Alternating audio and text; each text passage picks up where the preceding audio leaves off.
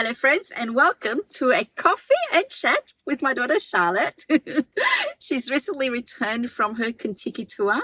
It was her first overseas holiday on her own, and we're heading out shopping today, but I thought it might be a good video idea for her to answer some questions that I have about the Contiki, how she liked it, what happened, just general. Don't need to go into details. You know, it's like what happens in Vegas stays in Vegas. What happens on the Contiki stays on the Contiki.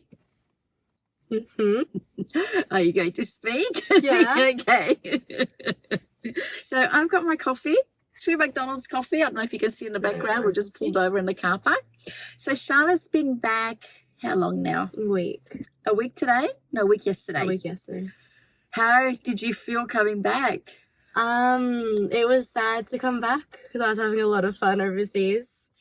And when I did come back, all I did was sleep for about a week. Yeah, you didn't get much sleep on the Contiki? No. So which Contiki did you take?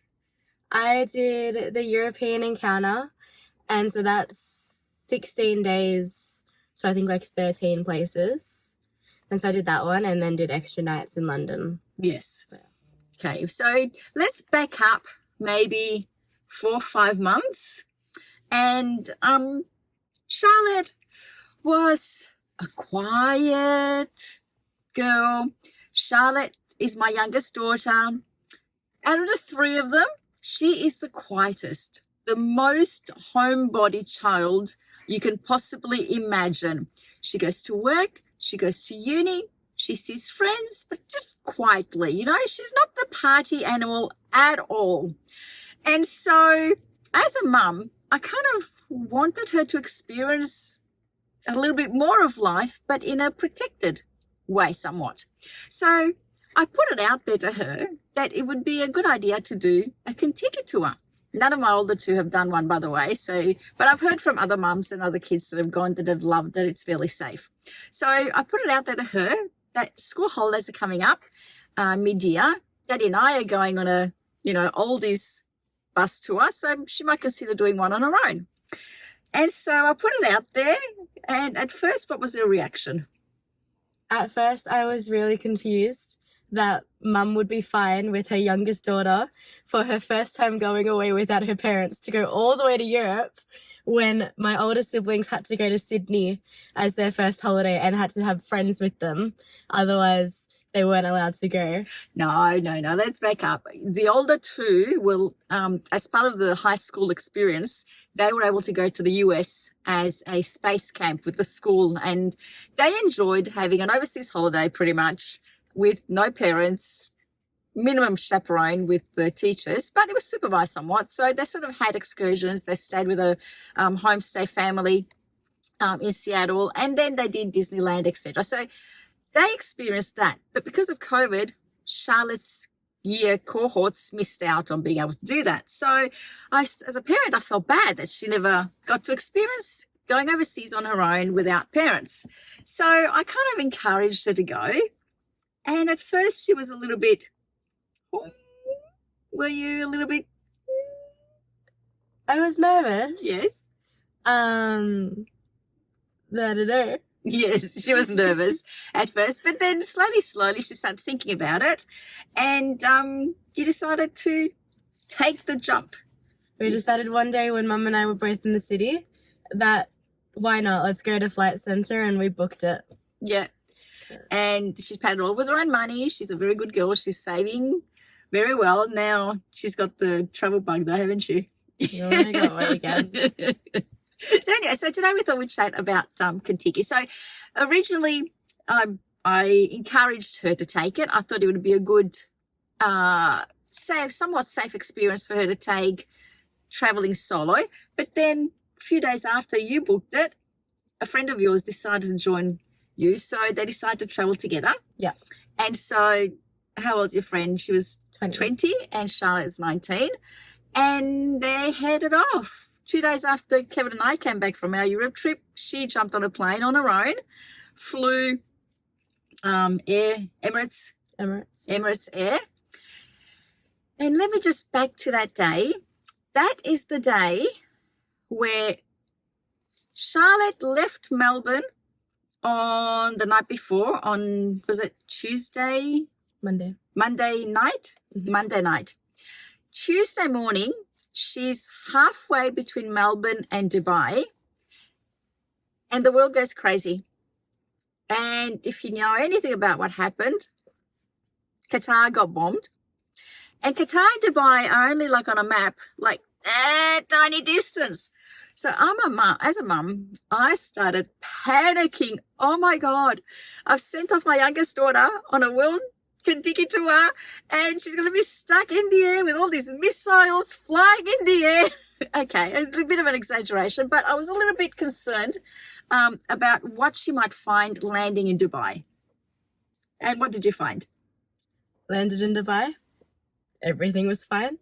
Got through security again. Everything was fine. Got to my next flight and left. And she landed in London, and everything was fine. We didn't say anything to her because the rule was that when she landed, she'd have to message us, text us, let us know that she was safe and everything was fine. So, you know, our message was like, hey, sweetie, how's it going? How was your flight? Did you sleep? You know, did not mention anything. And she's like, yeah, no, it was good. I managed to sleep. Rah, rah. The food was great. Rah, rah. Anyway, she got on through her way. And when she landed in London then and we were able to call her, it was like, oh, my God, you don't know what happened? I was so worried. It's like, no, nothing happened. So I was like, phew. After that, it was all fine, wasn't it? Mm-hmm. So how was the Contiki as a single, well, no, as a single girl with a friend traveling on your own through the Contiki? How did you find it? Was it safe? What kind of support did you get from your tour guide? The Contiki is really safe. You travel everywhere basically just with your Contiki group, and it's really easy to make friends. Everyone was so nice on the trip. Instantly, like the night before the Contiki started, we all went and got dinner. Well, most of us. And so then I started off the Contiki knowing about 10 people. And then they just became the base people of who I hung out with. And so, yeah, it's really safe. It's easy. The tour manager of our group was really nice, and he makes it welcoming, and like everyone it's like a family. That's what it ends up being at the end of the trip. And what does your tour leader do as part of your, because I've spoken about, you know, if you go back a couple of videos, you'll know Kevin and I did a video about talking about our tour experience on Holiday Max, and Charlotte did a Contiki, which is a much more experienced and established company. And also the staff, at least the staff that you had, were much more experienced of that tour. So how did they prepare you for each location?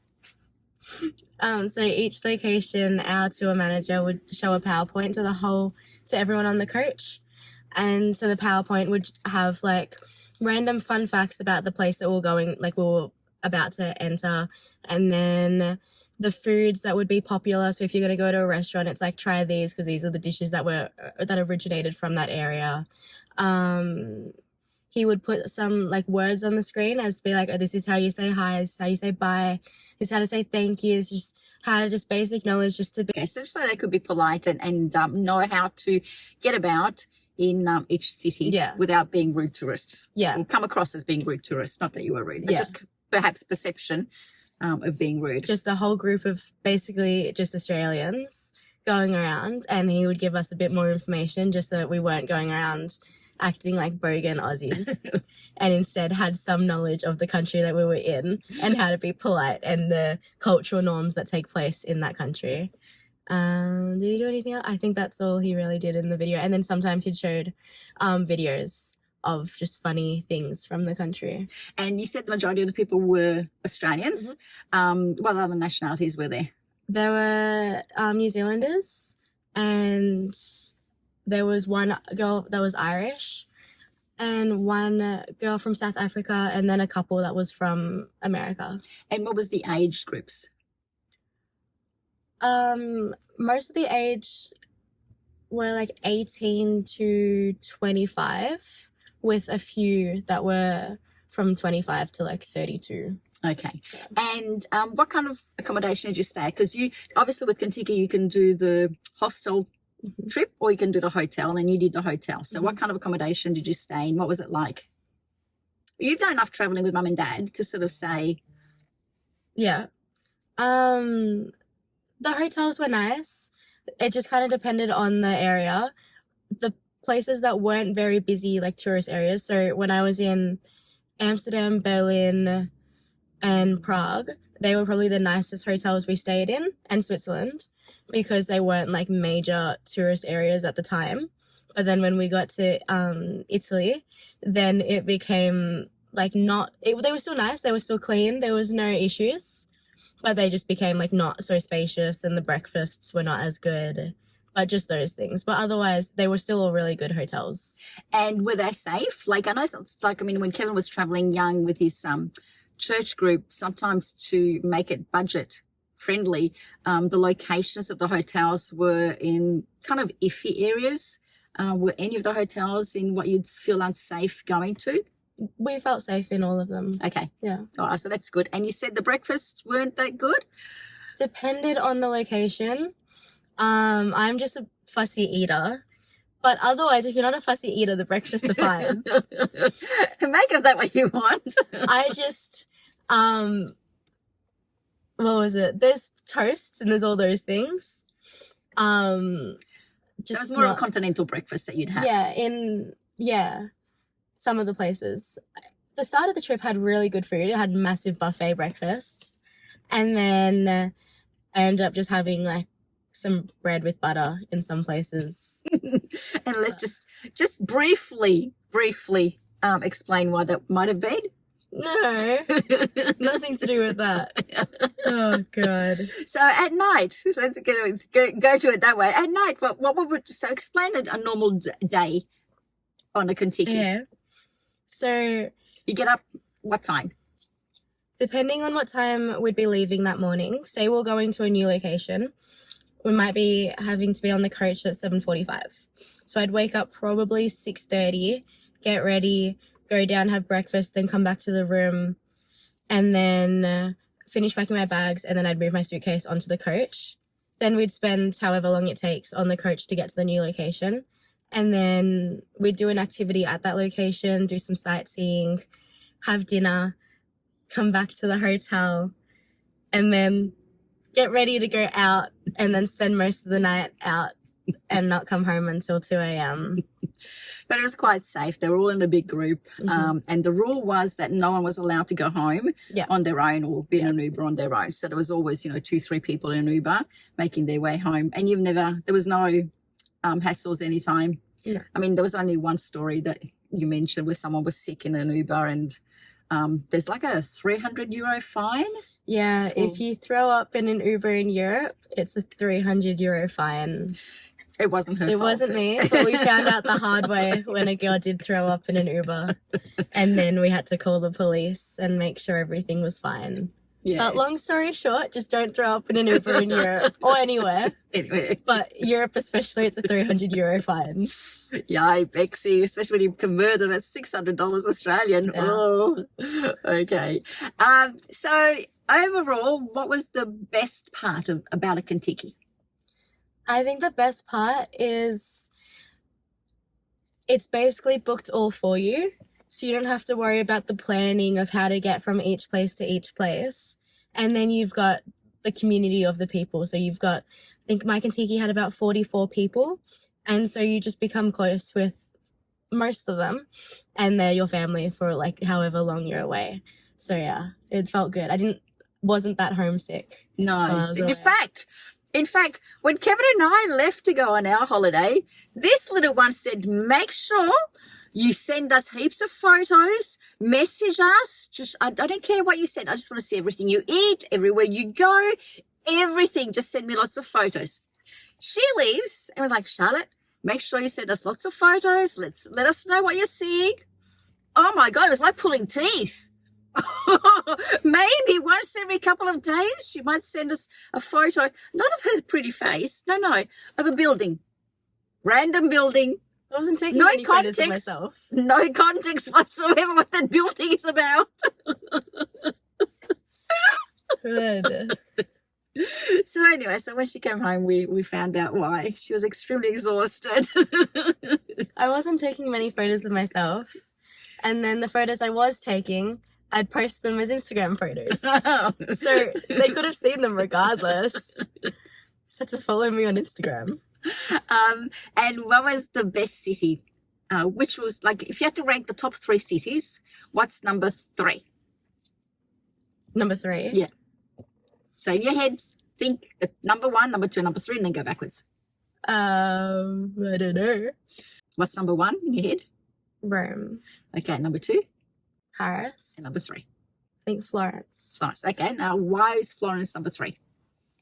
It's the memory. It's just the memories that were created in Florence. And that night, like, it's just the activities that we did, and the whole day of me being in Florence was fun. There was no part of me getting annoyed. I mean, that was the only day of the trip that it did rain. Oh. And so my makeup all came off and my hair was soaking wet and my outfit was soaked. But apart from that, the rest of the day was perfect and couldn't ask for anything else. Yeah. So yeah, I think Florence was the best, and then it had a karaoke bar, which I haven't showed Mum any videos of me. Yeah, apparently she didn't take any footage. There is some random footage out there, but I haven't seen it. I haven't seen it either. I just know it's on people's phones. And then number 2 was Paris, because it's beautiful, and just that was a really fun day. When I was in Paris, I went to the Louvre and went around. Ruby and I did the whole Louvre in like 2 hours. Wow. We just raced through. We didn't actually read any of the things, so I don't know what the things were that we saw, but we made sure. I think we spent the most time in the area that had like the fashion and had like Marie Antoinette things and all the clothes, and that's what we paid attention to. But we saw statues and we're like, oh yeah, they're the same as that one and the same as that one. We got the hint of what they were. But yeah, so that's why Paris was also my favorite. And then Rome as your number 1. Why is that? Because I just loved it. It was beautiful and every part of it was pretty, and it's just so old. And we have nowhere like that in Australia where you can just look anywhere and like that building is old and it's got history behind it. And it was beautiful. Yeah. Yeah. Yeah. Okay. So 1 out of 10. How happy are you that Mum influenced you into going on a Contiki? 10. Yeah, 10. Would you do it again? Yes. And where would you go next time? I don't know. Who knows? Could do Greece. Haven't done Greece yet. No, we've never been to Greece either. Who knows? knows? Who knows? Stay tuned on this channel. Who knows where she's going to go next year, maybe the year after. It's going to take her a while to save. No. She's going to stop buying makeup at Mecca and Sephora. I don't buy much makeup. Okay, thank you very much, Charlotte, for sharing your Contiki story with us. Mm-hmm. We're off to Doncaster now to do some mother-daughter shopping. So until next time, thanks for watching. Bye. Bye. One final thing that I forgot to ask you before. The Contiki tour, like our tour, has some included tours. How did you find them? They included tours and dinners and things like that, didn't they? And lunches, maybe? The ones that were free, the included ones? Yeah. Yeah, they were good. Some of the activities were not so good. We had in Florence an included leather activity, and that felt more like they send everyone there for included just so that brand can get sales. And so I skipped another one that was like included jewelry just so I could have more time in, like, it was some fragrance activity in Paris. I skipped that just so I could have more time in Paris. So some of the included activities were not so good, but then there'd be included tours that were really good. And I had good included lunches. One of the days on the way, I think it was on the way to Rome, we went and stopped off at a farm in Italy and got a lunch there that was included, and that was really nice. Yeah. And then some dinners that were included were good, but it kind of like depended on the location. Yeah. And one other thing that I forgot to ask you is, I know on our tour, we used to fly on the freeway, and basically our toilet stops were off the freeway petrol stations. Were yours the same? Mine were half and half.